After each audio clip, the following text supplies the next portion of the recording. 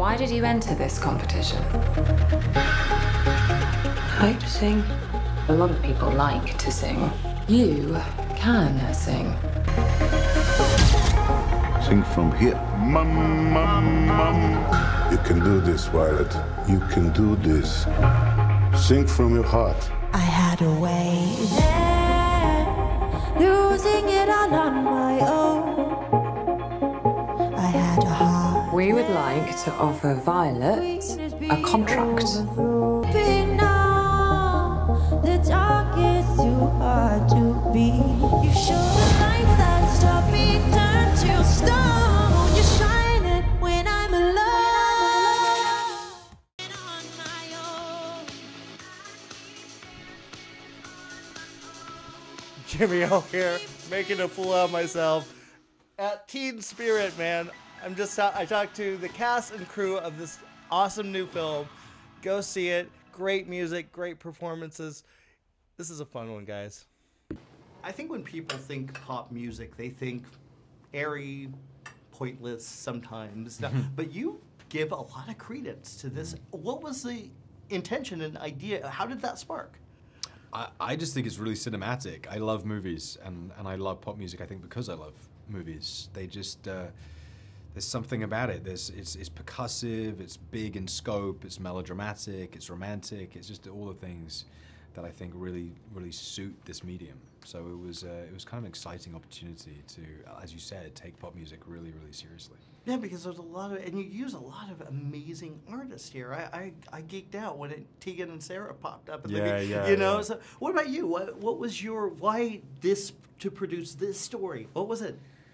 Well, me and Max have been friends for probably 15 years or something, and we kind of always wanted to work on something together on the other side of the camera, and we had kind of worked on other bits and pieces here and there, and he sent 3 or 4 different scripts that he'd written that were completed, and this one just kind of rose to the top. I just there was a lot of heart in the film, and I really like stories of characters escaping their circumstances and kind of achieving their dreams. It really speaks to me. And just Max's affection for pop music, it just all kind of like meshed together really nicely, and it jumped on board. How tricky was it to get those songs and to actually get the rights to them?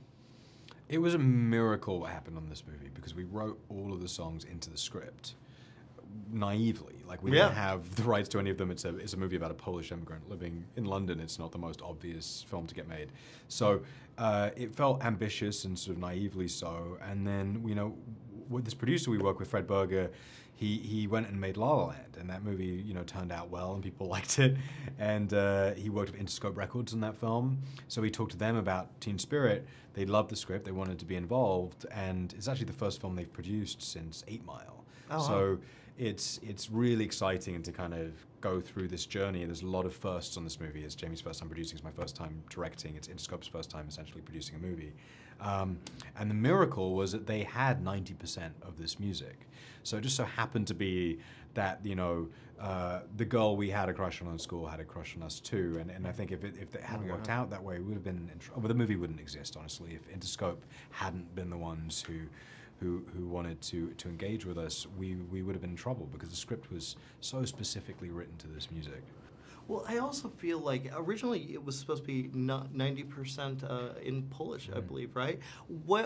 How quickly did that change into making it what it became? It changed very late in the process, and it changed because we couldn't cast the role. We couldn't find someone who could speak Polish and speak English and dance and act and play the age range. You know, it's a lot of requirements for one person, and we gave up hope. We could find 4 out of 5 a lot of the time. You know, you could find somebody who's an amazing actor and singer and dancer, but they look 43 years old, or they amazing actors, but they maybe don't have the best singing voice. And we didn't want to dub this movie. We didn't want to do anything that wasn't completely authentic. So it was Elle who kind of seeked us out, and thank God she did. And the moment we sort of started talking to her about it, it was so obvious that she was really the only person who was ever going to play this part. So obviously the movie couldn't be 90% in Polish anymore, and I'm so grateful for that, because I think it's much better for it. Yeah, she's kind of amazing in it. Amazing. She's one of those actresses that keeps growing and getting better and keeps challenging herself. Completely.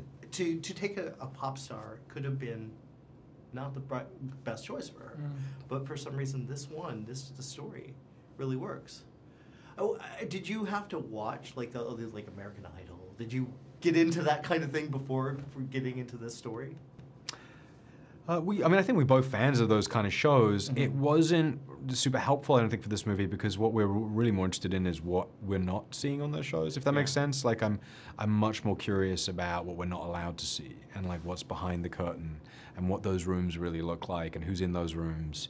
I'm a very voyeuristic person. I'm like super curious, and I like secrets more than the stuff that we're allowed to hear. So it was all about that, and researching kind of the behind the scenes chess games that happen on those shows, and also watching a lot of music documentaries and anything that would allow us kind of visual access to behind the curtain.